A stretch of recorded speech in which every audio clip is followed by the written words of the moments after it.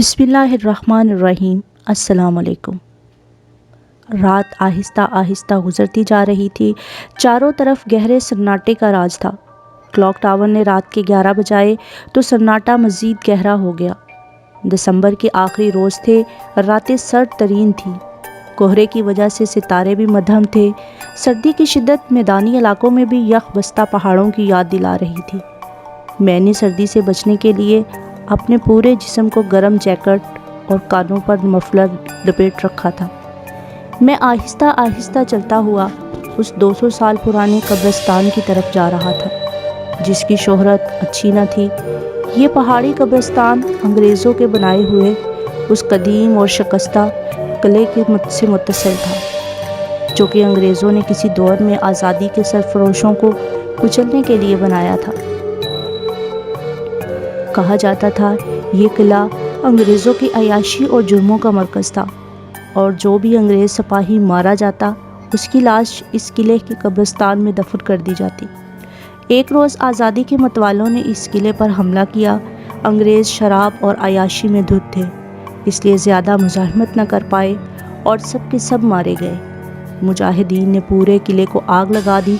कहा जाता है इस वाक़े के बाद ये इलाका आज सेब ज़दा हो गया है, और इस कब्रिस्तान में इन अंग्रेज़ों की रूहें अवाम को भटकती हुई नज़र आने लगी थी। कुछ ही अरसे में ये इलाका वीरान हो गया। 200 साल के बाद इम्तदाद ज़माने ने इस कब्रिस्तान को खंडर बनाकर रख लिया था। बड़े बूढ़ों ने दुरुस्त ही कहा है, और इल्हामी किताब और अहादीस मुबारका में भी इस बात की ताकीद की गई है कि अपनी ज़रूरियात सिर्फ़ अल्लाह से मांगो, चाहे वो ज़रूरत कितनी ही छोटी और बड़ी क्यों ना हो। लेकिन मैंने अपनी ज़रूरियात अल्लाह से मांगने की बजाय दूसरे रास्तों का इन्हिसार किया, जिसके बाद मैं मुसाइब में गिरता ही चला गया। मैं कब्रों को बड़ी ही हसरत भरी निगाहों से देखता हुआ आगे बढ़ रहा था। उन लोगों पर मुझे तरस आ रहा था। ये वही लोग थे जो किसी ज़माने में बड़े ही क्रूफर के साथ घूमते थे। आज वही लोग इबरतनाक हालत में पड़े हुए थे। चलते चलते अचानक मुझे अपने इर्द गिर्द किसी की मौजूदगी का एहसास हुआ। मुझे ऐसा लगा जैसे कोई गैर मरई वजूद मेरे साथ साथ चल रहा हो। किसी की मौजूदगी का एहसास इस कदर कवी तर था कि मुझे अपने रोंगटे खड़े होते महसूस होने लगे। खौफ की एक लहर मुझे अपने अंदर दौड़ती हुई महसूस हुई। तो इसका मतलब ये कि किला और कब्रिस्तान आज सेब ज़दा था। अचानक मुझे अपने कानों के पास किसी के सांस लेने की आवाज़ सुनाई दी, जैसे कोई मीलों दौड़कर आया हो और गहरे गहरे सांस ले रहा हो। मिर्ज़ा, मिर्ज़ा, मिर्ज़ा। अचानक किसी ने मेरा नाम लेकर मुझे पुकारा था। बोलने वाले का लहजा बैठा हुआ था। इससे अंदाज़ा नहीं हो पा रहा था कि बोलने वाला मर्द है या औरत। इतना सुनते ही मेरे हलक से दिलखराश चीख निकली और मैंने भागना शुरू कर दिया। भागते भागते मुझे एक झटका लगा। मेरे हलक से चीख निकली और मैं खुली कब्र के अंदर जा गिरा। मैंने उठने की कोशिश की, लेकिन मैं उठ ना पाया। जिस्म ने जैसे हरकत करने से इनकार कर दिया हो। खौफ और दहशत का मुहीब एहसास था जो मुझे महसूस हो रहा था। कुछ ही लम्हे गुजरे होंगे कि किसी के गहरे गहरे सांस लेने की आवाज़ मेरे कानों से टकराई। खौफ और दहशत से मेरा दिल जैसे मेरे कानों के पास धड़क रहा हो। वक्त जैसे रुक गया हो, किसी ऐसी घड़ी की तरह जो परसों पहले बंद हो गई हो। मेरे मुसामों ने ठंडा पसीना छोड़ दिया था। अब क्या होगा? क्या मैं इसी कब्र में मर जाऊंगा? खौफ का एक मुहीब सा एहसास मेरे अंदर सरायत करता जा रहा था। अचानक मुझे ऐसा लगा जैसे मुझे किसी ने नीचे से दबोच लिया हो। मेरे हलक से चीख निकल गई। उन इस्तख्वानी हाथों की गिरफ्त बहुत सख्त थी। उन हाथों की गिरफ्त मुझे दबाती जा रही थी। कुछ समझ नहीं आ रहा था कि मैं क्या करूं। इंसान जब कभी भी परेशानी का शिकार होता है तो वो अपने रब को याद करता है। मुझे भी उस वक्त अल्लाह ही याद आया था। आप यकीन करें, अल्लाह की याद आते ही मुझे अपने दिल से खौफ और डर दूर होता महसूस हुआ। मैंने बुलंद आवाज़ में आयतुल कुर्सी पढ़ना शुरू कर दी। मैंने उन हाथों की गिरफ्त वाज़े तौर पर ढीली होती महसूस की।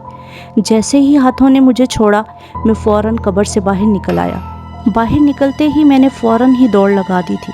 मुझे ऐसे लग रहा था कि वो पूरा सरार कुव्वत जिसने मुझे नीचे से दबोचा था मेरे पीछे लगी हो। अचानक भागते भागते मैं किसी कब्र से टकराया और उछल कर नीचे गिर पड़ा। गिरते ही मेरे सर पर एक शदीद चोट लगी।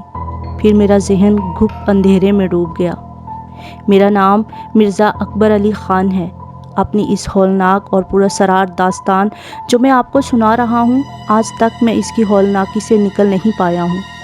मैं आज आपको ये ज़रूर बताऊँगा कि मैं उस रात कब्रिस्तान में किस मकसद के लिए गया था। जब से दुनिया बनी है, इंसान हमेशा 3 चीज़ों पर ही झगड़ता आया है: ज़र, ज़न और ज़मीन। दुनिया का सबसे पहला खून भी एक औरत के लिए हुआ था और शायद आखिरी खून भी एक औरत के लिए होगा। मेरी बर्बादी की दास्तान का ताल्लुक एक औरत से ही है। औरत जिसकी वजह से मैं इन पुरसरार कुव्वतों के चक्कर में फंस गया। औरत जो कि खुद दूसरी औरत की दुश्मन भी है, मर्द की शादीशुदा होते हुए भी उस मर्द की बातों के जाल में फंसकर दूसरी औरत से दुश्मनी कर जाती है। ये मुमकिन ही नहीं था कि कोहिनूर किसी और की हो जाती, क्योंकि मैं उसको बचपन से ही पसंद करता था।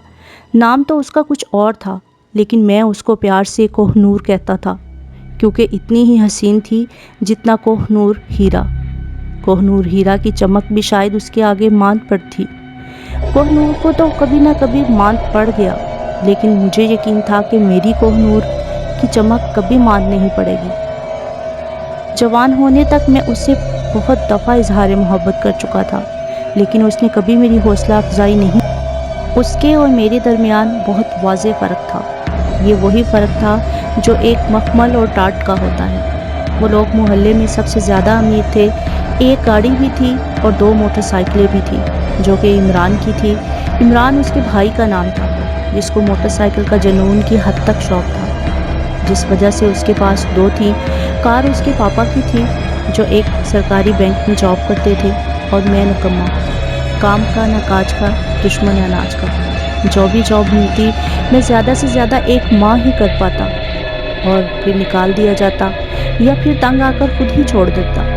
मेरे वालिद की सरकारी नौकरी की मुद्दत पूरी होने ही वाली थी। वैसे भी अब्बा की पोस्ट इतनी बड़ी ना थी। एक पट्टे के वाले चपड़ासी की क्या औकात होती है, गुजर बसर ही मुश्किल से हो पाती थी। एक किरदार और भी था हमारे मोहल्ले में, जिसका नाम जाकिर था। उसके माँ बाप ने उसका नाम जाकिर ठीक रखा था।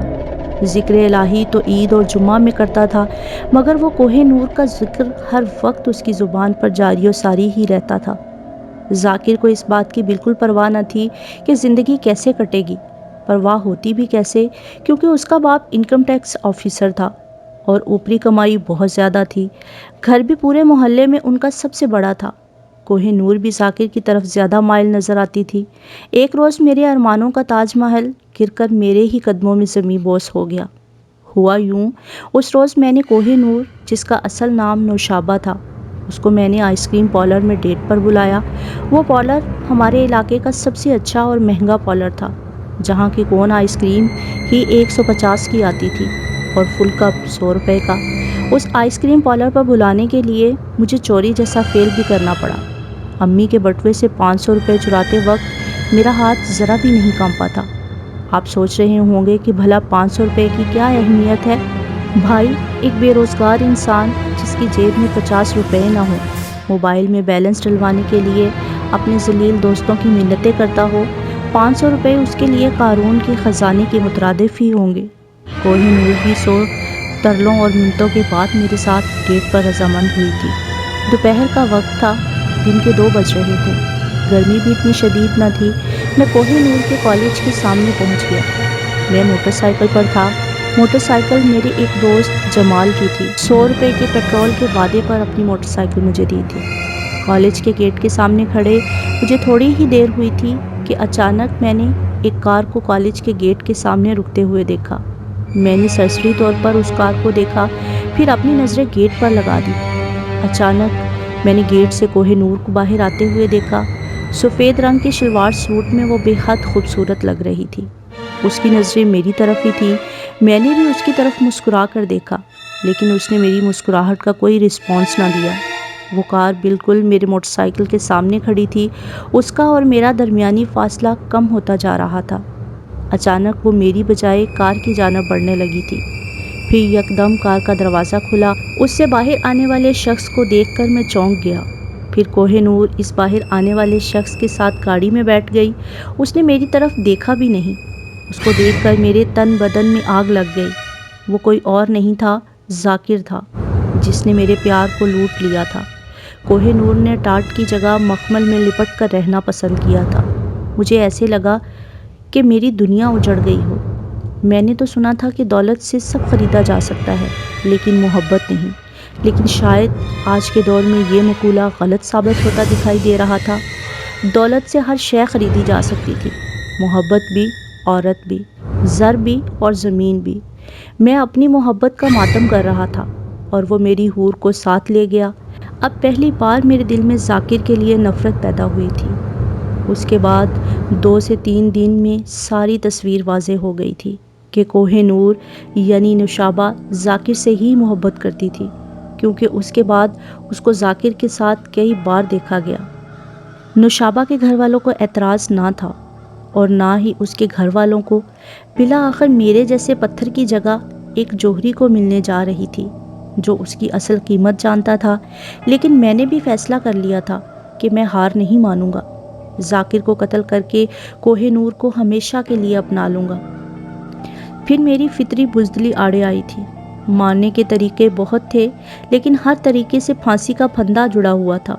میں تو ایسا طریقہ اپنانا چاہتا تھا کہ سانپ بھی مر جائے اور لاٹھی بھی نہ ٹوٹے۔ بہت دیر کی سوچ بچار کے بعد اچانک مجھے شنکر لال کا خیال آیا۔ شنکر، جس کے پاس ہر مشکل کا حل موجود تھا۔ وہ ذات کا بھنگی تھا۔ میں پہلے جس آفس میں کام کرتا تھا، اس آفس کے صفائی اور جھاڑو پونچھے پر مامور تھا۔ میں آفس پہنچنے والا پہلا بندہ ہوتا تھا اور شنکر لال ہی تالا کھولنے والا پہلا بندہ۔ جھاڑو پونچھے کے دوران ہی میری اس سے دعا سلام ہو گئی تھی۔ باتوں ہی باتوں میں اس نے مجھے بتایا تھا کہ وہ کالا علم جانتا ہے۔ اس وقت تو شنکر کی بات پر میں نے یقین ہی نہیں کیا تھا، لیکن اب اس کو آزمانے میں کیا حرج تھا۔ چنانچہ میں نے شنکر لال کا نمبر گھما دیا۔ میری ساری بات سننے کے بعد وہ بولا، کام تو خاص مشکل نہیں ہے، مگر 25,000 لگیں گے۔ 25,000 کہاں سے لاؤں میں؟ میرے پاس نوکری نہیں، میں نے چونکتے ہوئے جواب دیا۔ میری بات سن کر دوسری طرف خاموشی چھا گئی۔ چند لمحات کے بعد پھر آواز میرے کانوں سے ٹکرائی، دیکھو اکبر بھائی، تم اپنے یار ہو اور شنکر اپنی کالی ودیا اپنے یاروں کے لیے یوز کرتا ہے، اور پھر کام بھی ایسا ہے، پیسے تو لگتے ہیں۔ اچھا تم صرف 20,000 دے دینا۔ یار شنکر، میرے پاس کچھ بھی نہیں، میں سچ بول رہا ہوں، میں نے تشویش سے کہا۔ اچھا تو 10,000 دے دینا، اس سے 1 روپیہ کم نہیں ہوگا، شنکر نے حتمی لہجے میں کہا۔ یار شنکر، میرے پاس کچھ نہیں ہے، تم میرا کام کر دو، میں آہستہ آہستہ تمہارے پیسے چکا دوں گا۔ نہیں یار اکبر بھائی، یہ پرچون کی دکان نہیں ہے، کام کروانا ہے تو پیسوں کے ساتھ بات کرو۔ شنکر کا لہجہ فیصلہ کن تھا۔ میں ابھی مزید کچھ اور بولنا ہی چاہتا تھا کہ شنکر نے فون بند کر دیا۔ مجھے محبت ہر صورت میں حاصل کرنی تھی، اس لیے 10,000 کا انتظام تو کرنا ہی تھا۔ میں نے بھی نہیں سوچا کہ شنکر فراڈ بھی ہو سکتا ہے، لیکن جب انسان محبت کے اندھے گھوڑے پر سوار ہو تو اس کو کچھ نہیں دکھائی دیتا۔ میرے دوستوں نے مجھے اتنا سمجھایا کہ عورت، بس اور ٹرین ایک چھوڑ دوسری آ جاتی ہے، اس لیے ان کے پیچھے بھاگنے کی ضرورت نہیں۔ مگر میں تو پیار میں اندھا تھا۔ پیار کرنے والے ویسے بھی اندھے ہوتے ہیں، ورنہ شیریں کے لیے فرہاد دودھ کی نہر نہ کھودتا، لیلا کے لیے مجنوں دیوانہ نہ ہوتا، ہیر کے لیے رانجھا خودکشی نہ کرتا، جولیٹ کے پیچھے رومیو عبرت ناک موت کو گلے نہ لگاتا۔ 10,000 کا بندوبست کرنا تھا۔ پہلے تو مجھے اپنے سود خور دوست مجید کا خیال آیا، مگر میں جانتا تھا کہ وہ پیسے فوراً ہی دے دے گا، مگر اس کا سود 10,000 کے 20,000 میں تبدیل کر دے گا، جو مجھے منظور نہ تھا۔ پھر میرے دماغ میں ایک خیال آیا جس کے رزلٹ سے میں آج تک خوفزدہ ہوں۔ میں نے ایک بار پھر امی کے بٹوے میں ہاتھ مارا۔ 500 تو پہلے ہی سے موجود تھے، مزید 500 اور 1,000 میرے پاس جمع ہو گئے تھے۔ میں نے ان پیسوں سے ایک کھلونا گن خریدی جو کہ دکھنے میں اصلی معلوم ہوتی تھی، اور ایک کپڑے کا نقاب خریدا اور پہنچ گیا۔ نیلم سنیما کے پارک میں شو بس ختم ہونے والا تھا۔ میں جانتا تھا شو ختم ہونے کے بعد پارکنگ سے لوگ اپنی گاڑیاں اور موٹر سائیکلیں باہر نکالیں گے، بس یہی موقع تھا کہ کسی کا بھی موبائل یا بٹوا چھین لینے کا۔ نیلم شہر کے اچھے اور خوبصورت سینما میں سے ایک تھا، بیک وقت ملٹی پلیکس بھی تھا۔ 9 بجنے میں بس چند منٹ ہی تھے، شو ختم ہی ہو چکا تھا۔ لوگ آہستہ آہستہ باہر آ رہے تھے، اپنی گاڑیاں نکال کر پارکنگ سے باہر جا رہے تھے۔ مجھے بھی کوئی آسان شکار نظر نہیں آ رہا تھا جس پر میں ہاتھ صاف کر پاتا۔ کچھ ہی لمحات کے بعد پارکنگ خالی ہو گئی اور گارڈ بھی نہ جانے کہاں جا چکا تھا۔ اچانک میری نظر ایک مدکوک سے آدمی پر پڑی جو کہ اسی طرف آ رہا تھا۔ وہ مدکوک سا آدمی بہت زیادہ خوش نظر آ رہا تھا اور اپنی چابی جو کہ شاید موٹر سائیکل کی تھی گھماتا ہوا آ رہا تھا۔ مدکوک سے آدمی نے جینز اور جاگرز پہن رکھے تھے، عمر کوئی 40 کے آس پاس رہی ہوگی۔ وہ مجھ پر توجہ دیے بغیر میرے سامنے سے گزرتا ہوا چلا گیا۔ اس کے جاتے ہی میں نے کپڑے کا سیاہ رنگ کا نقاب چہرے پر لگایا اور اس کے پیچھے چلنے لگا۔ میرا اور اس کا درمیانی فاصلہ کم ہونے لگا۔ وہ اپنی موٹر سائیکل کے نزدیک پہنچ گیا تھا۔ میں فوراً اس کے عقب میں جا کھڑا ہو گیا اور اپنی کھلونا گن نکالی اور اس کی کمر سے لگا دی۔ گن کے کمر سے لگتے ہی وہ یوں چونکا جیسے بچھو نے اس کو کاٹ لیا ہو۔ دوسرے ہی پل جو ہوا وہ میری سوچوں سے بھی مبرا تھا۔ اس مدکوک نے پلٹ کر میرے پیٹ میں ایک زوردار گھونسا جڑ دیا۔ آدمی تو کمزور تھا لیکن پنچ جاندار تھا۔ پنچ کھاتے ہی میں درد سے دوہرا ہو کر اکڑوں بیٹھ گیا۔ دوسرے ہی پل اس نے مجھے گریبان سے پکڑ کر اٹھایا اور بھرپور قسم کے تھپڑ سے میرا استقبال کیا تھا۔ کھلونا گن میرے ہاتھ سے گر پڑی، میرے منہ سے چیخ نکلی اور مجھے ماں یاد آ گئی۔ امی امی، ہائے مت مارو، غلطی ہو گئی، میں درد سے کراہتے ہوئے چلایا۔ سالے تم لوگ بہت زیادہ ہو گئے ہو، سور کے بچے، آج نہیں چھوڑوں گا۔ مدکوک آدمی وہ غصے سے بولا، نہیں بھائی، میں پیشہ ور نہیں ہوں، میں نے درد سے کراہتے ہوئے کہا۔ لیکن اس نے میری ایک نہ سنی اور میری جم کے دھلائی کی۔ یہ تو غنیمت تھا کہ اس نے صرف پٹائی کر کے چھوڑ دیا، اگر وہ پولیس کے حوالے کرتا تو میں کیا کرتا۔ اس دن کے بعد سے میں نے ایسے کام کرنے سے توبہ کر لی جس میں ہاتھ پیر ٹوٹ جانے کا خوف ہو۔ اس واقعے سے 2-3 دن تک میں بستر سے ہی نہ ہلا۔ ڈاکٹر کے 1000-1500 اوپر سے الگ خرچہ ہو گئے، اماں ابا کی انکوائری الگ۔ جب جسم کی چوٹیں ذرا ٹھیک ہوئیں تو میرے دل و دماغ میں وہی سودا پھر سمانے لگا کہ کسی طرح اپنے رقیب کو راستے سے ہٹا دوں۔ لیکن شنکر تو بغیر پیسوں کے مانتا نہیں۔ ایسے میں مجید کی یاد آئی۔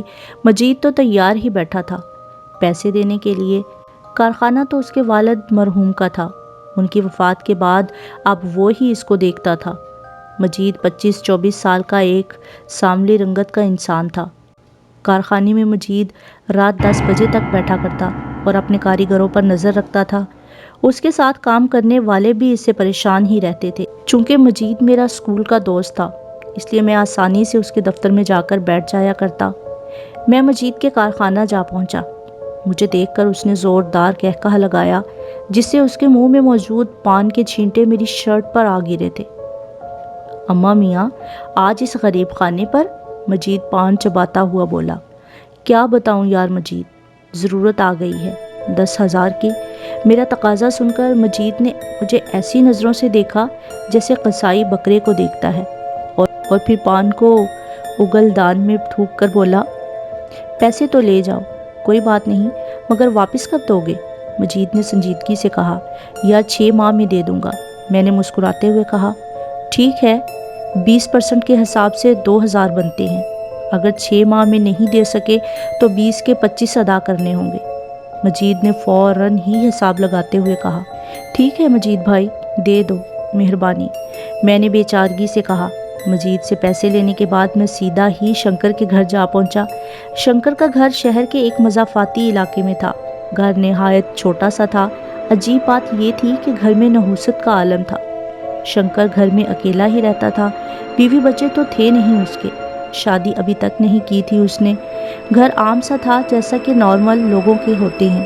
10,000 دیکھتے ہی اس کی آنکھوں میں ایک چمک سی دوڑ گئی۔ تمہارا کام ہو گیا اکبر بھائی، تمہارے رقیب کی موت ایسی ہوگی کہ لوگوں کو دل کا دورہ لگے گا۔ شنکر نے نوٹ فوراً ہی جیب میں ٹھونس کر کہا، ہاں یار، بس کام ہو جائے۔ کام کی گارنٹی ہے، اس کے لیے تم کو 2 کام کرنے ہوں گے۔ شنکر نے اپنی پتلون کی جیب سے بیڑی نکال کر سلگاتے ہوئے کہا، کیا کرنا ہوگا مجھے؟ اس نے ایک ایسا کام بتایا جس سے میں حیرت و خوف سے اچھل پڑا۔ وہ کہہ رہا تھا، تم کو قبرستان جانا ہوگا، ایک ایسے مردے کی کھوپڑی لانی ہوگی جس کو مرے 200 سال تک ہو گئے ہوں، اور دوسرا کام یہ ہے کہ کسی تازہ مردے کا دل لانا ہوگا۔ تازہ مردے کا دل؟ 200 سال پرانی کھوپڑی؟ میں چونک پڑا۔ گھبرا گئے اکبر بھائی؟ شنکر کا لہجہ تمسخرانہ تھا۔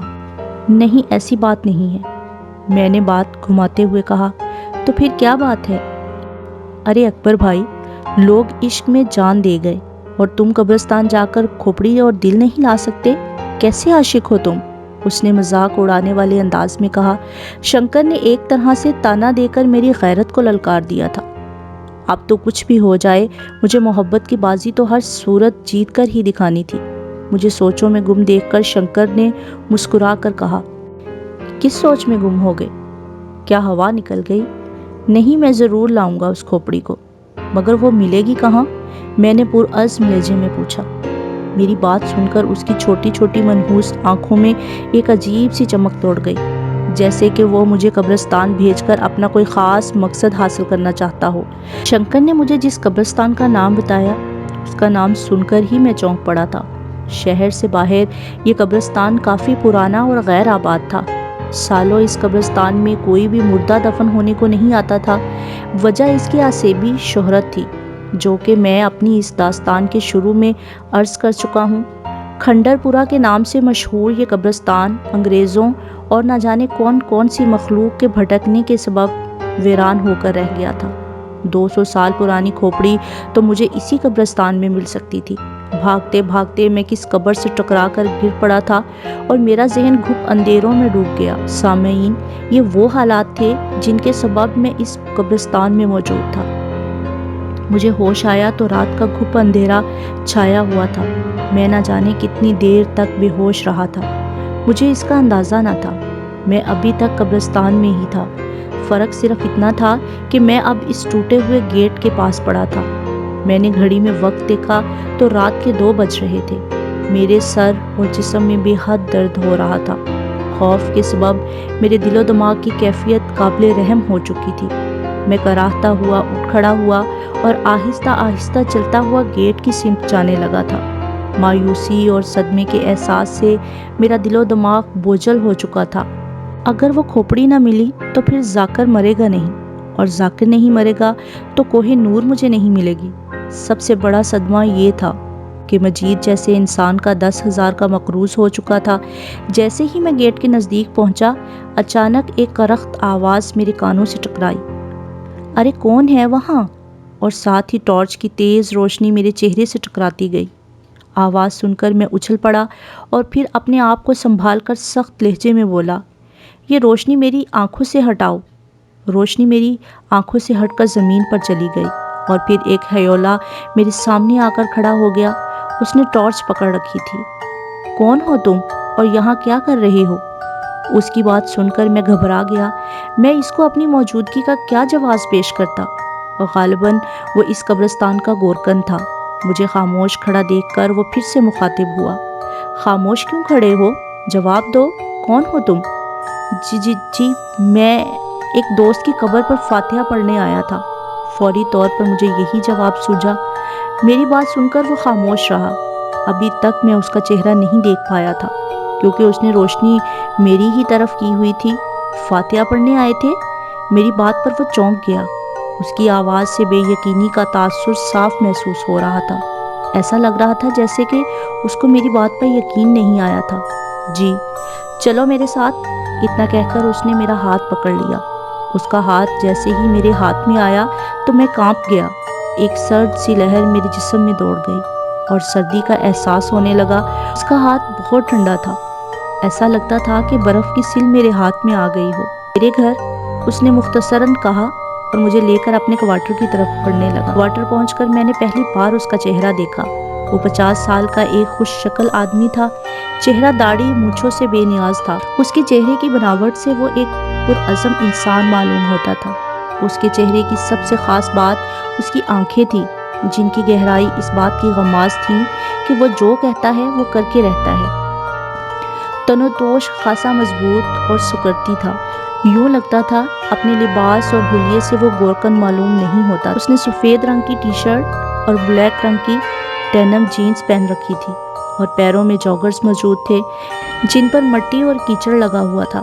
جس جگہ وہ مجھے لایا تھا اس جگہ کا اور اس کے لباس کا تال میل معلوم نہیں ہوتا تھا۔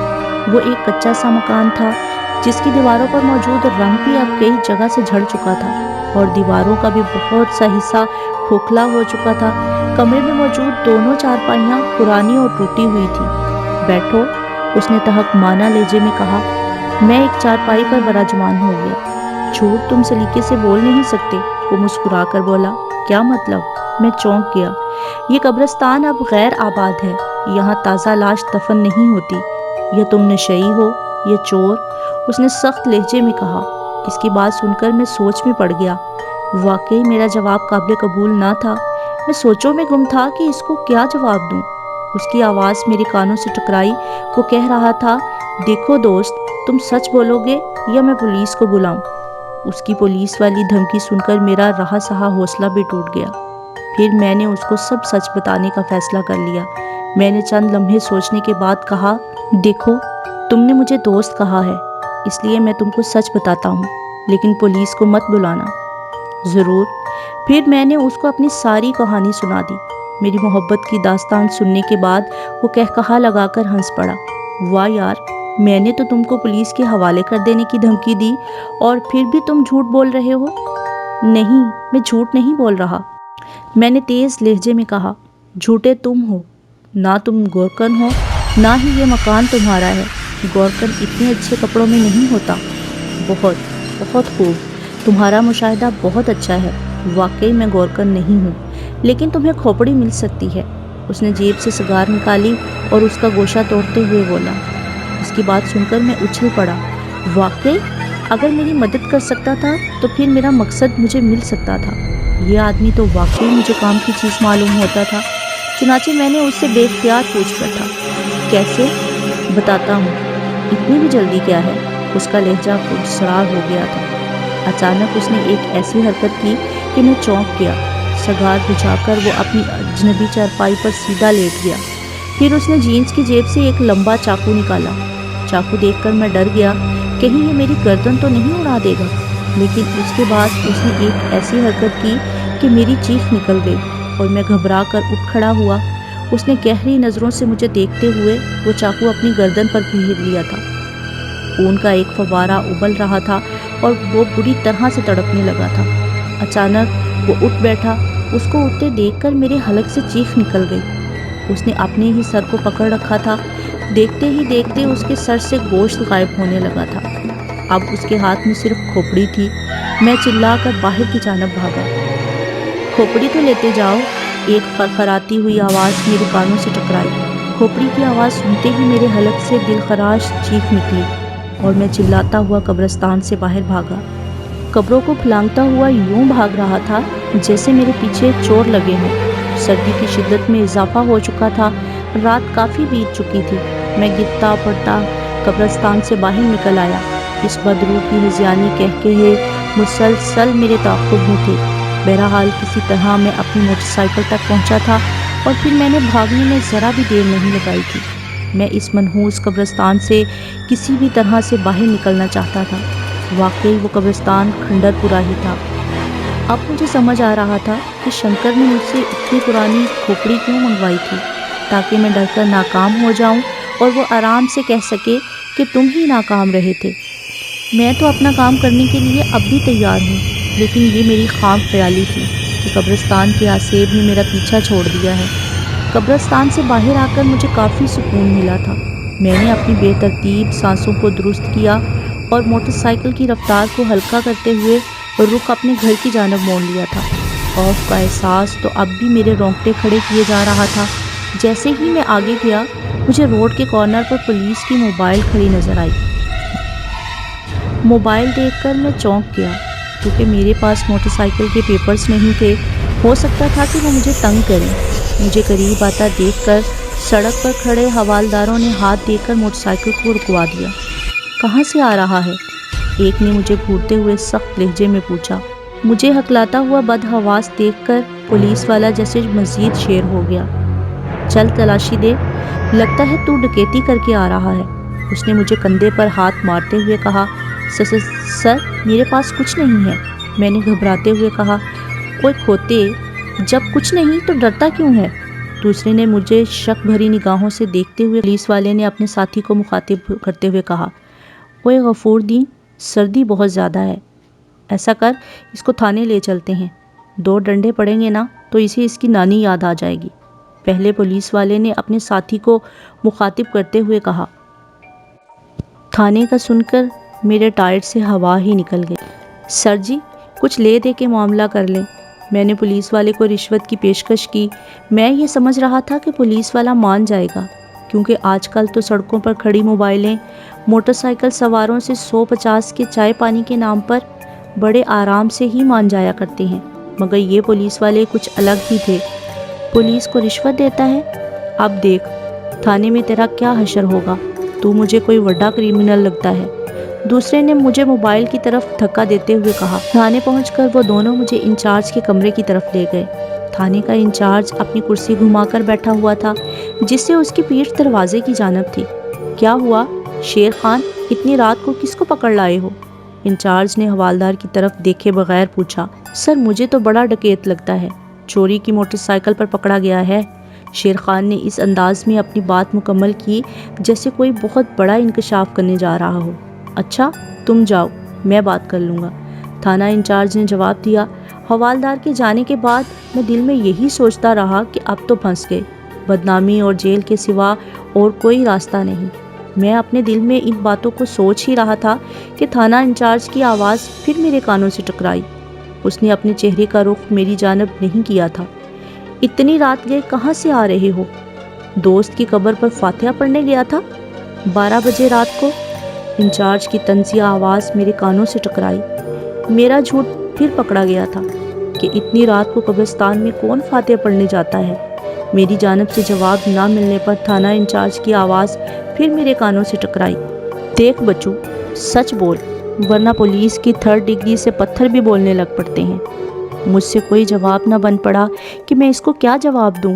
جتنا جھوٹ بولتا اتنا پھنستا، چنانچہ میں سچ بولنے کا فیصلہ کر لیا اور پھر میں نے بولنا شروع کر دیا۔ جب میری کہانی ختم ہوئی تو تھانہ انچارج ہنس پڑا۔ عشق میں دودھ کی نہریں کھودنے والوں کا سنا تھا، مگر آج پہلی بار سنا ہے کہ عشق میں کوئی انسانی کھوپڑی بھی لا سکتا ہے۔ ویری گڈ سر، پلیز مجھے جانے دیں، رات بہت ہو گئی ہے، امی ابا پریشان ہو رہے ہوں گے۔ میری درخواست کے جواب میں پل بھر خاموشی رہی، پھر تھانہ انچارج بولا۔ میں تمہاری مدد کر سکتا ہوں، کوہ نور تمہیں مل سکتی ہے، اس کے لیے تم کو میری مدد کرنی ہوگی۔ کوہ نور کے حصول کے بارے میں سن کر میں تو خوشی سے اچھل پڑا۔ مجھے کیا کرنا ہوگا؟ میں نے بے قراری سے پوچھا۔ میری بات کے جواب میں تھانہ انچارج نے اپنی چیئر میری جانب گھمائی۔ اس کا چہرہ سامنے آتے ہی میں اچھل پڑا اور خوف سے میرے حلق سے چیخ نکل گئی۔ میں نے اٹھنے کی کوشش کی لیکن اٹھ نہ پایا۔ یوں لگ رہا تھا جیسے کسی اندیکھی بندش سے میرا جسم جکڑ گیا ہو۔ یہ وہی گورکن تھا جو قبرستان میں مجھے ملا تھا، جس نے اپنی گردن کاٹ کر مجھے دینی چاہی تھی۔ اس کا چہرہ اس وقت بہت زیادہ خوفناک معلوم ہو رہا تھا۔ چہرہ یوں سفید تھا جیسے دھلا ہوا لٹھا، اور آنکھوں میں ڈیلوں کی جگہ انگارے دہک رہے تھے۔ میں اٹھنے کی کوشش کے باوجود بھی نہ اٹھ پا رہا تھا۔ میری چیخیں سن کر تھانے کا دوسرا عملہ بھی کمرے میں آ گیا۔ ان کے چہرے دیکھ کر تو خوف سے اور زیادہ چلانے لگا۔ سب لوگ میری جانب دیکھ کر ہذیانی انداز سے ہنس رہے تھے۔ یوں لگ رہا تھا کہ جب بہت سے آسیب مل کر بین کر رہے ہوں۔ ان سب کے چہرے بھی گورکن جیسے تھے۔ میں سمجھ گیا تھا کہ میں پولیس کے نہیں بدروحوں کے چکر میں پھنس گیا ہوں۔ سارے چہرے ایک جیسے تھے، سب کی آنکھوں میں ڈیلوں کی جگہ انگارے دہک رہے تھے۔ مجھے جتنی صورتیں یاد تھیں میں نے پڑھنی شروع کر دی، جس سے یہ ہوا کہ میرا جسم ان بندشوں سے آزاد ہو گیا اور میں نے باہر کی جانب دوڑ لگا دی۔ جیسے ہی میں اس عمارت سے باہر نکلا، مجھے اپنی موٹر سائیکل ایک سمت کھڑی ہوئی دکھائی دی۔ اچانک میں نے قبرستان والا آسیب اس عمارت سے چلاتا ہوا باہر نکلتے دیکھا۔ اس کے پورے جسم میں آگ لگی ہوئی تھی۔ اب میں غور سے عمارت کو دیکھتا تو وہ کہیں سے بھی تھانے کی عمارت نہیں تھی۔ میں نے اس کو اپنی جانب بڑھتے ہوئے دیکھ کر موٹر سائیکل سٹارٹ کی اور وہاں سے فرار ہونے میں عافیت سمجھی۔ گھر پہنچ کر بس میں بستر پر ہی گر گیا تھا۔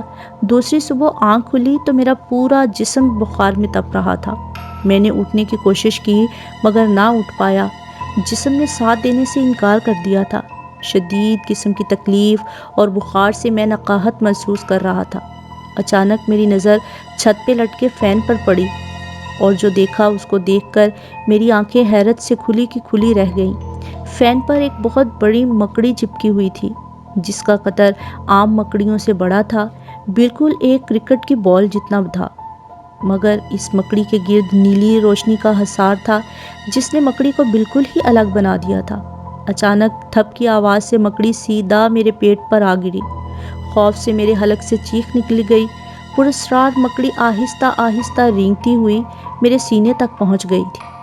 اچانک ایک عجیب سی بدبو میرے قوت شامہ سے ٹکرائی۔ وہ بدبو انتہائی ناگوار تھی۔ ایسا لگ رہا تھا جیسے کہیں گوشت سڑ رہا ہو۔ وہ مکڑی رینگتی ہوئی اب میری گردن تک پہنچ چکی تھی۔ ماحول کسی خوفناک اور ایکشن تھرلر مووی سے زیادہ خوفناک تھا۔ مکڑی کی آنکھوں سے ننھی ننھی سی نیلی شعاعیں نکل کر میری آنکھوں میں جذب ہوتی محسوس ہو رہی تھی۔ ان شعاعوں نے یہ اثر کیا کہ مجھے اپنا دماغ گھومتا ہوا محسوس ہوا تھا۔ اچانک میں نے دیکھا وہ مکڑی بڑی ہی تیزی سے میرے سینے سے نیچے اتر گئی اور تیزی سے دیوار کی جانب بڑھی تھی۔ پھر میں نے دیوار پر جو کچھ تھا اس کو دیکھ کر میری آنکھیں کھلی کی کھلی رہ گئیں۔ دیوار پر گورکن کا چہرہ نظر آ رہا تھا۔ ایسا محسوس ہو رہا تھا کہ جیسے کسی نے پروجیکٹر پر فلم چلا دی ہو۔ مجھے یوں لگ رہا تھا جیسے میں کوئی ایکشن مووی دیکھ رہا ہوں۔ گورکن اپنی مسکراتی ہوئی پرعزم آنکھوں سے مجھے دیکھ رہا تھا۔ ان آنکھوں میں وہی انگارے تھے۔ بخار ہے؟ ڈر لگ رہا ہے؟ گورکن کے لب و لہجہ طنزیہ تھا۔ میں نے اس بات میں سر ہلایا۔ جواب میں وہ ہنس پڑا تھا۔ کس نے کہا تھا اس جعلی عمل کے چکر میں پڑو؟ اس کا کام ہی لوگوں کو بیوقوف بنانا ہے۔ وہ لوگوں کو قبرستانوں میں جانے کا کہتا ہے تاکہ لوگ ڈر کر وہاں بھاگ آئیں اور سارا ملبہ ان پر ڈال سکے۔ اس کی بات پر میں حیرت زدہ رہ گیا۔ تو گویا شنکر کالا جادو وغیرہ نہیں جانتا تھا۔ اس نے مجھے ڈرانے کے لیے قبرستان جانے کو کہا اور وہاں کا آسیب میرے پیچھے لگ گیا۔ میرا پیچھا چھوڑ دو پلیز۔ اب آگے میں کسی قبرستان میں نہیں جاؤں گا اور اپنی قبر میں بھی نہیں جاؤں گا، میں نے منتیں کرتے ہوئے کہا۔ میری بات پر وہ بھاڑ سا منہ کھول کر ہنس پڑا۔ جب اس نے ہنسنے کے لیے منہ کھولا تو خوف سے میں کانپنے لگا تھا۔ اس کے منہ کے اندر آگ جلتی نظر آ رہی تھی۔ یہ تو ممکن نہیں کہ میں تمہارا پیچھا چھوڑ دوں، لیکن اگر تم نے میری مدد کی تو میں تمہاری لیلا کے حصول میں مدد کر سکتا ہوں۔ کیسی مدد؟ میں ہکلایا۔ مجھے بدلہ لینا ہے اپنی موت کا، وہ میں تمہاری مدد سے لوں گا۔ وہ بولا۔ بدلہ؟ کیسا بدلہ؟ میں نے حیرت سے پوچھا۔ میری بات سن کر جیسے وہ کہیں کھو سا گیا۔ اس کی جلدی انگارہ آنکھوں میں موجود انگاروں کی حدت اور بڑھ گئی اور چہرے سے غصہ ظاہر ہونے لگا، جن کی وجہ سے مجھے بے وقت موت نصیب ہوئی۔ آج وہ لوگ آزاد گھوم رہے ہیں اور میں چاہتا ہوں تم ان سے بدلہ لینے میں میری مدد کرو۔ وہ غصے سے بولا۔ نہیں بھائی، مجھے معاف کر دو، میں کچھ نہیں کر سکتا۔ تم ایک بھوت ہو، اپنا بدلہ خود لو۔ میں نے کانپتے ہوئے کہا۔ سوچ لو، اس نے دھمکی آمیز لہجے میں کہا۔ ہاں سوچ لیا، اب میرا پیچھا چھوڑو پلیز۔ پیچھا نہیں چھوڑوں گا، میں تم کو اتنا عاجز کر دوں گا کہ تم خود مان ہی جاؤ گے، اس نے مسکرا کر کہا اور پھر وہ دیوار سے غائب ہو گیا۔ میں انجانے میں اور اپنی بے وقوفی کی وجہ سے ایسی مصیبت میں پھنس چکا تھا جس کا کوئی حل نہ تھا۔ اچانک مجھے خیال آیا کہ کسی بزرگ وغیرہ سے تعویذ حاصل کر کے اس سے جان چھڑائی جا سکتی ہے، لیکن اس سے پہلے میرا صحت یاب ہونا ضروری تھا۔ امی ابا نے بہت پوچھا کہ میں بیمار کیسے ہو گیا، تو ان کے سامنے میں نے جھوٹ بول دیا۔ اس واقعے کے بعد 2 یا 3 دن تک میرے ساتھ کچھ بھی نہیں ہوا۔ میں رفتہ رفتہ اس خوف و دہشت کی کیفیت سے باہر آ گیا تھا۔ مجھے لگ رہا تھا کہ قبرستان کے آسیب نے میرا پیچھا چھوڑ دیا ہے، لیکن اس آسیب کی ایک بات میرے دل و دماغ میں گھوم رہی تھی۔ اس نے کہا تھا شنکر ایک فراڈ عامل ہے، جس نے مجھ سے پیسے بٹورنے کے لیے مجھ سے جھوٹ بولا ہے۔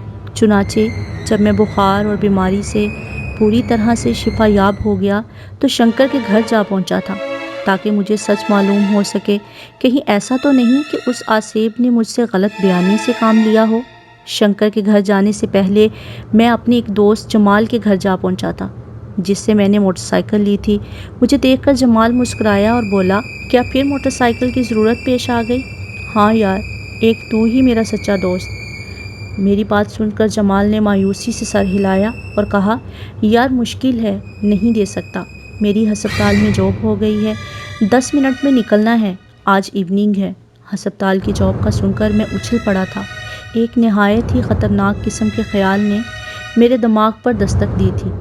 میں نے اپنا خیال جمال کو سنایا تو وہ چونک پڑا، اس کے چہرے پر خوف کے آثار نمودار ہوئے۔ نہیں، پاگل ہے کیا؟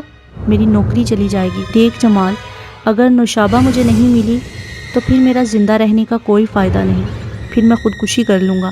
میں نے جمال کو جذباتی طور پر بلیک میل کرتے ہوئے کہا، پاگل ہے کیا؟ میری بات سن کر وہ غصہ سے بولا، پلیز جمال، میں نے منت کرتے ہوئے کہا۔ میری بات سن کر جمال چند لمحات تک سوچنے کے بعد، چل ٹھیک ہے، کھوپڑی اور دل تجھے مل جائے گا، مگر وہ 400 سال پرانی نہیں ہوگی۔ تیری خاطر مجھے اس ڈپارٹمنٹ میں جانا ہوگا جہاں انسان کی ہڈیوں اور کھوپڑیوں پر ریسرچ ہوتی ہے۔ دوسرے دن ہی جمال نے مجھے کھوپڑی اور دل لا دیا تھا۔ اب یہ اس نے کیسے کیا تھا یہ میں نہیں جانتا تھا، نہ ہی میں نے اس سے پوچھا۔ اپنا تو کام نکل گیا تھا، پھر کیا ضرورت تھی پوچھنے کی۔ اس کے 2 دن کے بعد میں دوپہر کے وقت شنکر کے گھر جا پہنچا تھا۔ شنکر اس وقت اپنے گھر میں کھانے میں مصروف تھا۔